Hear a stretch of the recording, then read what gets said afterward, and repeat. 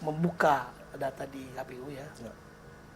Kemudian disusul tim kubu sebelah Pak Roy Suryo dan RRT dan lainnya ingin kasus ini di SP3. Abang melihatnya seperti apa nih? Ya, kalau saya melihatnya ya terima kasih untuk Saudara Bonatua ya yang dengan gigihnya dan dia sudah banyak sekali berdiskusi juga dengan saya. Memang saya tanyakan, Bung Bonatua, apakah posisinya ini adalah bagian dari teroris ya yang katakan RRT itu atau memang murni sebagai peneliti? Nah, beliau mengatakan saya ini murni peneliti. Memang tergerak hati saya sebagai pengamat kebijakan publik untuk melihat itu. Karena kan kalau saya lihat kan sepak terjang kan selalu nih di pihak sana kan begitu. Tapi biar bagaimanapun apa yang dia perjuangan ya kita apresiasi lah. Artinya begini, tidak ada lagi keraguan-keraguan gitu loh. Bahwasanya dari sejak di Solo tahun 2005 itu Pak Jokowi menggunakan ijazahnya untuk mencalonkan diri sebagai calon wali kota Pertama Solo. kalinya ya? Pertama kali 2005. Berarti beliau ini nobody kan? Nobody. Ya bukan seseorang yang menjadi pejabat dan sebagainya, apakah dari elit politik, bukan juga. Mereka ya sosok Jokowi ini adalah rakyat biasa yang egaliter untuk itu. Nah, dia gunakan itu. Kemudian ya di 2010 pun sama dia gunakan itu. 2012, 2014, 2015. Ini nyata. Apa yang didapatkan oleh Saudara Bonatua itu jelas. Semuanya ijazahnya itu adalah sama. Nomor registrasinya kan itu sama, itu di 11020 itu, ya. Kemudian tanda tangan rektor, tanda tangan dekan itu pun sama. Nah, tetapi yang lucu, yang diperdebatkan, yang dipertanyakan, yang sifatnya tendensius, itu oleh teroris, terutama Roy Suryo. Ya, teroris itu artinya gini, Pak, itu Tifa Roy Rismond. Ini agak ambigu nih kalau RRT aja lah kita. Enggak, karena dia pakai RRT silakan. Kita kan dipanggil termul sama dia juga nggak masalah buat kita. Teroris. T-I, Tifa. R-O, Roy, Ris. Makanya kita sebut teroris. Lanjut. Di kita ya. Teroris ya. Betul, lebih enak ngomongnya. Bukan teroris ya. Teroris. Jangan typo nih. Jangan typo. Oke, lanjut Pak. Ya. Jadi itu dipertanyakan mengenai masalah legalisirnya ijazah Pak Jokowi dipakai itu. Katanya tidak ada tanda tangan. Ya. Memang ada peraturan tentang administrasi negara itu tahun 2014 ayat pasal 73 ayat 4 itu memang harus mencantumkan yang namanya tanggal, bulan, dan tahun. Dilegalisir, di stempel legalisir. Legalisir. Harus ada tanggal. Administrasi ya. Oke. Gitu. Tapi kan kita paham juga nih kan, banyak universitas apapun itu, ya bukan hanya UGM, itu juga tidak mencantumkan. Kenapa? Saya rasa ada alasan-alasan tertentu juga di situ. Kan setiap mahasiswa itu rata-rata melebihi lah dari 5 lembar. Setiap kali melegalisir ijazah 5 rangkap gitu 5 rangkap ya. Dia. Dan juga kita melihat mereka tinggal jauh-jauh, ya kan? Dan begitu banyaknya kan harus di-stem, harus dibuat itu kan pasti ya. Menurut saya itu suatu hal yang tidak terlalu penting. Artinya itu. Sekali legalisir mau banyak dia. Mau banyak silakan. Ya. Yang paling utama adalah authorized signature-nya, dekan yang menandatangan itu. Itu yang paling penting sebetulnya. Ya, untuk dokumentasi itu. Makanya 2005 itu tidak ada tanda tangan, tidak ada namanya tanggal, bulan, tahun. Ya. Nah, kemudian dipermasalahkan yang muncul itu 2014, 2019. 2014 itu ya, yang dipermasalahkan itu kok lebih kecil size-nya, formatnya dibandingkan 2019. Nah, ini saya mesti menjelaskan, 2014 itu masih sistem manual. Ya, bukan sistem digital untuk di-upload apa. Yang artinya silon itu ya? Ya, itu 2019. Artinya difotokopi. Gitu loh. Ya. Nah, difotokopi ya pastilah ada fotokopi misalnya kertasnya ya hanya bisa bukan F4 misalnya, kertasnya A4 gitu kan, itu yang dipakai misalnya. Kan yang terpenting itu dalam ijazah itu ada yang namanya legalisir yang menandakan bahwa ijazah itu asli dan ada. Ya, karena yang melegalisir itu adalah institusinya. Yang dalam hal ini adalah Universitas Gajah Mada. Gitu loh. Artinya Bang, yang disampaikan Bonatua ini merugikan atau justru sebaliknya menguatkan? Ya, buat kami itu menguatkan.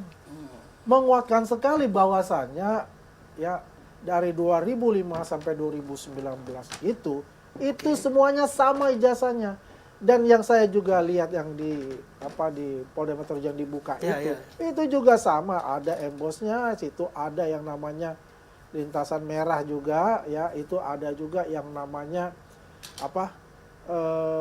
watermark itu. Dan mereka tuh yang para tersangka di gelombang 1 ya, di klaster 1 itu melihat kok mereka. Tahu artinya. Tahu, dan yang mereka tuh semua terdiam ya, kira-kira ada berapa menit, 4 menit dan terdiam, mereka kaget. Kenapa kaget? Tidak terbayang oleh mereka bahwa itu ada ijazahnya Pak Jokowi. Karena framing selama ini yang dilakukan adalah Pak Jokowi itu tidak berkuliah di UGM, tidak mempunyai ijazah di UGM. Bayangkan dari bulan Desember sampai ke bulan April itu framingnya luar biasa, framing jahatnya. Adili Jokowi, macam-macam untuk itu, pembohong besar dan sebagainya. Ya akhirnya ya kami juga mendesak Pak Jokowi, ini harus dikelirkan. Ya secara terang benderang kepada publik tentang framing-framing jahat yang dilontarkan oleh mereka. Respon Pak Jokowi. Makanya tanggal 30 April melaksanakan itu di Polda Metro Jaya, pelaporan itu langsung beliau yang datang untuk melaporkan itu, karena itu delik aduan. Delik aduan. Ya, kan pasal 30, 310, 311 itu yang KUHP lama. Nah, artinya di sini mereka langsung yang namanya ya kaget. Kaget bin terkejut. Nah, ini menarik gitu loh. Tidak menyangka bahwa Pak Jokowi itu akan melaporkan. Langsung sendiri. Langsung sendiri. Disitulah strategi diatur kembali oleh pihak mereka. Apa strateginya? Yaitu membuat bahwa ini adalah penelitian secara ilmiah. Ya kan? Ya. Nah, inilah yang dilakukan terus mereka. Tapi yang lucunya dalam melakukan suatu penelitian itu, ya, yang diteliti adalah ijazah scanning dari Dian Sandi kan. Yang diunggah Dian Sandi ke sosial media. Yang diunggah Dian Sandi. Sebelumnya saya paham juga kan 2020 kalau nggak salah Roy Suryo itu pernah, tapi ijazah hitam yang masih fotokopi. Yang fotokopian. Ya, gitu. Tapi yang ini dia lihat dari situ. Tapi sekarang referensinya ke situ terus. Referensinya ke situ kan. Dia coba.